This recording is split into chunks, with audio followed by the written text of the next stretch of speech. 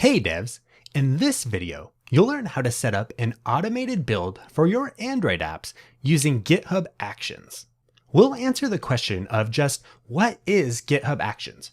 We'll quickly review the concepts of an automated build and continuous integration. And then finally, we'll walk through how to quickly set up your own simple continuous integration pipeline for Android using GitHub Actions. Now, I've been happily using GitHub Actions in several of my own projects for quite some time now. And by the end of this video, you'll be ready to do the same for your own projects. And it's all coming up right after this. Hey devs, welcome back to the channel. If you're new here, my name's Nate, and this channel is dedicated to building great software and helping others do the same.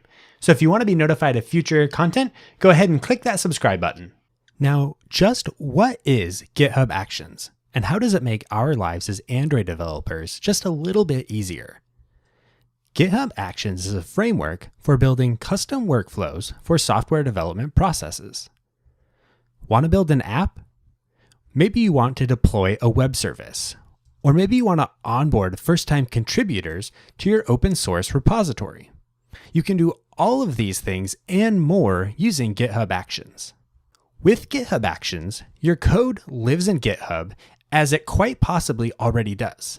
And because your code already lives in GitHub, setting up these custom developer workflows is a breeze when using GitHub Actions. This means we can create a continuous integration pipeline for our Android apps without ever leaving GitHub, thereby reducing the number of different services, tokens, and user interfaces that we have to deal with. In particular, this is a huge win for anyone looking to set up and understand their first automated build. Creating your first automated build and continuous integration pipeline is now as simple as adding a single file to your pre-existing GitHub repository.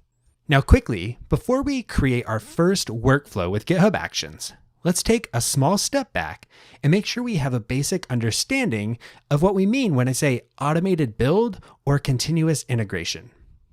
Put quite simply, continuous integration refers to the practice of regularly checking code into a common repository and validating that code on each check-in.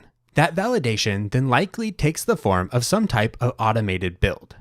In the case of an Android app, every time code is merged or checked in, we may want to run Gradle tasks such as lint or test or assemble. If all of these tasks succeed, we can feel confident that our code is functional and meets any and all code quality standards defined by our team. Now, if you aren't working in a team, a continuous integration pipeline is still a great tool to have at your disposal for all of these same reasons. It's just as easy for us to break our own code as it is to break someone else on our teams.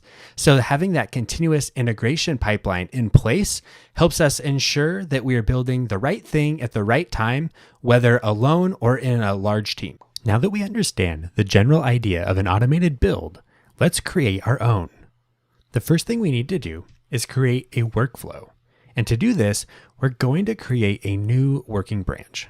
So I'll navigate down to my terminal, and I'll simply create a new Git branch, git checkout-b any/actions. All right, now I have a new working branch to add my GitHub Actions workflow. Now, workflows are created as YAML files that include definitions for several important things, including when should the workflow run, what should the development environment look like when the workflow is run, and finally, what tasks should be carried out by the workflow. Now we're going to create a new workflow called Android Build.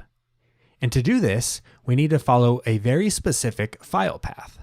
So to get started, we're going to come over to our project window on the left-hand side of the screen. We're going to right click on our root directory. We're going to navigate to new file. And then we're going to create the file at this specific path. We're going to type .github/workflows.github/workflows is the specific path that the GitHub Actions tooling will look for when discovering new workflows in our project. Now we'll type / again, and now we're free to define the specific file for this workflow. So in this case, we're going to call this Android_build.yml. and then we'll hit enter. Now, like I said, that .github/workflows directory is a special directory recognized by GitHub. Any valid workflows stored in that directory on your repository's default branch will be recognized, managed, and run by the GitHub Actions tooling. So that means that we can start to add and build to this workflow, but until it's actually merged into our master branch, it won't be run by the tooling. Now that our new workflow YAML file is created, let's give it a name. In this case, we'll match our file name and type the following: name, Android build. This is the name that will be displayed in the workflows list in the Actions tab under your GitHub repository. Next, we want to define when our workflow should run. Workflows can be run in response to a variety of events, including commits, pushes, as well as on a schedule or even manually if you so choose. A great place to start, however, for a new continuous integration pipeline is to validate code changes when a new pull request is created. We can do this using the following expression: on, the on keyword here essentially is defining what actions that this workflow should be run in response to. And then we can type pull request. So this is a sort of built-in trigger that the GitHub Actions tooling knows how to respond to, and it'll mean that any of the build tasks that we define later on in this workflow file will be run anytime a pull request is created. Now we're ready to define the tasks that will be run on each pull request. And to do this, we need to create a job.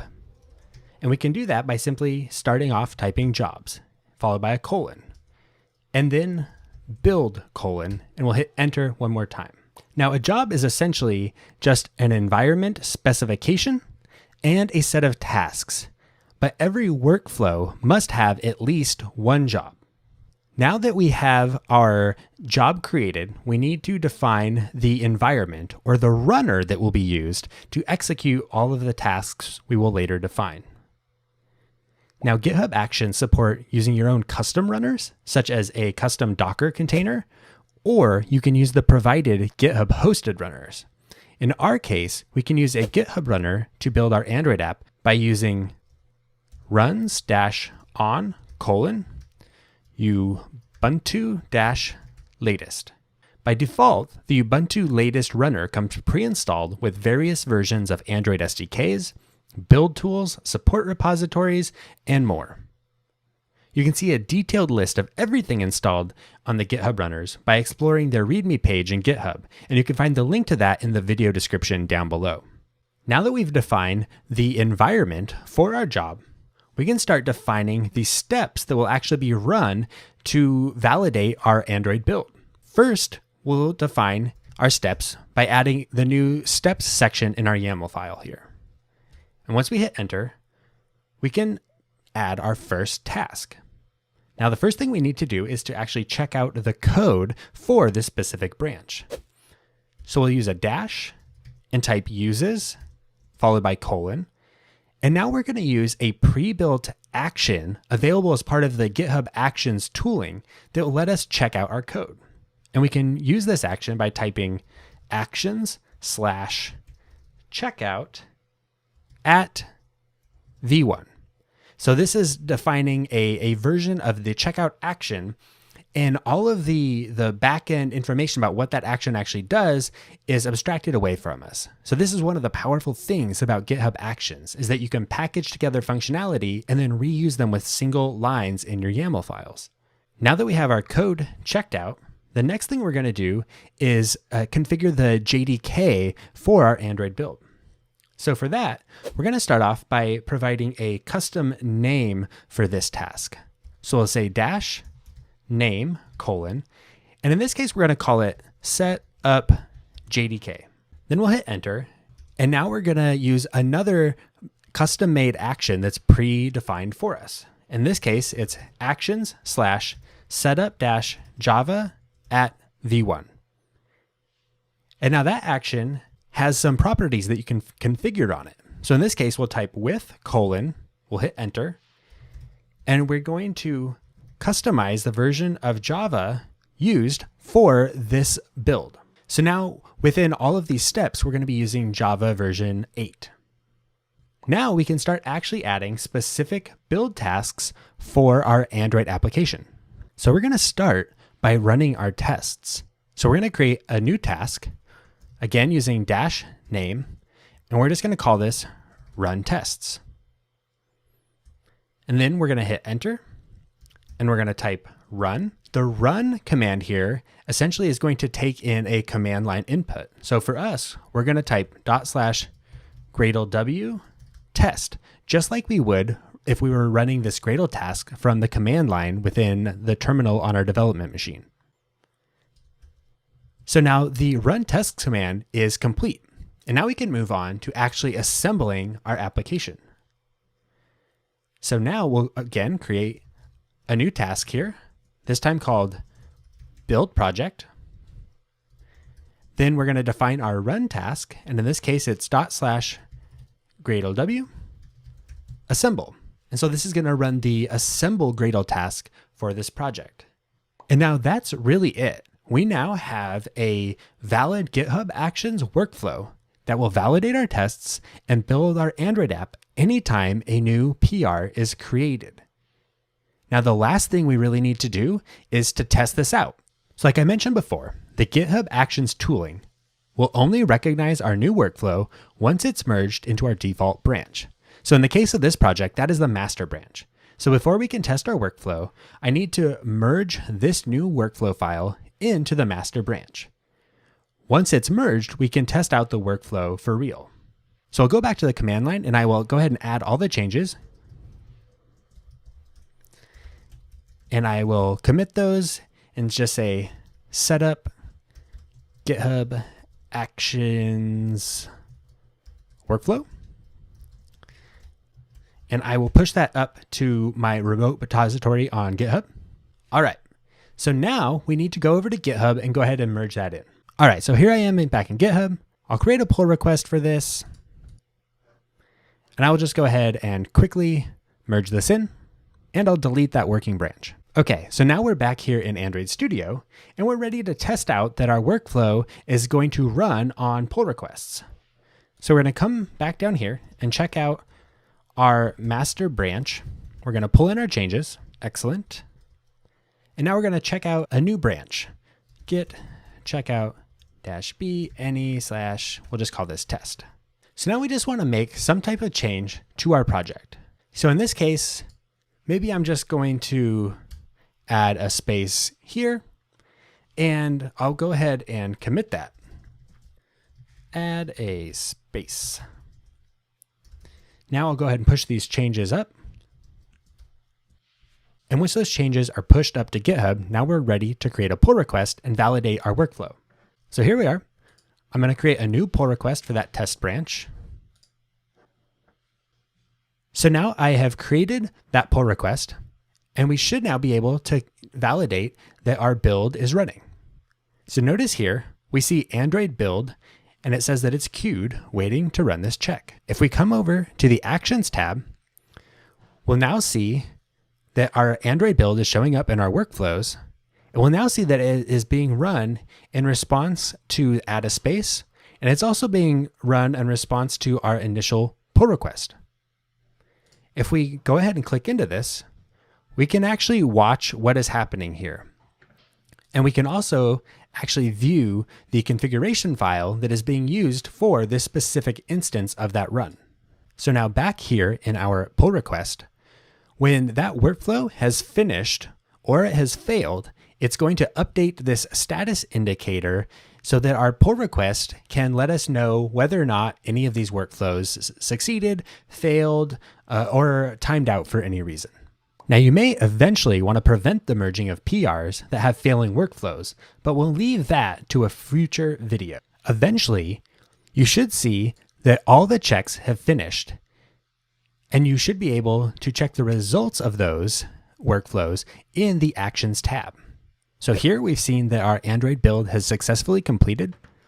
And if we navigate back to the Actions tab, then if we click over here on the left where it says build, we can see the status and log messages for each individual step in our workflow. So we see here, we have the checkout action that we defined. We have our setup JDK action. And then we have our tests and build project. So if we open up build project, you can see here, it ran our assemble command, and we can see all of the associated output with that. And eventually we see build successful in 39 seconds. Now back here in our pull request, if we see that all of our workflows have completed successfully, we should be able to merge that code in with some level of confidence that everything was built correctly. All right, congrats. You now have a functional, if yet still simple, continuous integration pipeline created for your first project.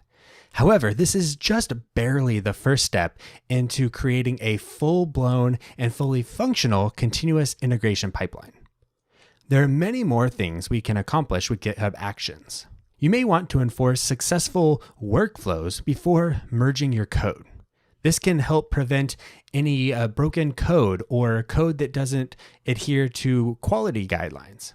You may want to run linting tests or unit tests or UI tests to ensure that all of your code is solving the correct problems or adhering to correct guidelines. You may want to store your build artifacts, maybe your APKs, maybe some type of test output. You may also want to add some type of caching mechanism to your build so that future builds are more fast and efficient. And finally, you might want to automate your test and release deployments so sending code out to users is as simple as a merge into your repository. All of these things are possible with GitHub Actions using the same basic framework we've explored in this tutorial. If you want to start learning more, check out the link to the GitHub Actions Getting Started guide down below in the description. Or you can check out the DevOps and Automation playlist on my own YouTube channel. Thank you so much for watching, everybody. I hope this has helped you understand how to start building your Android apps using GitHub Actions. If you have questions on how to get started or where to go next, I'm happy to connect and chat about using GitHub Actions for your own projects. Until next time, devs.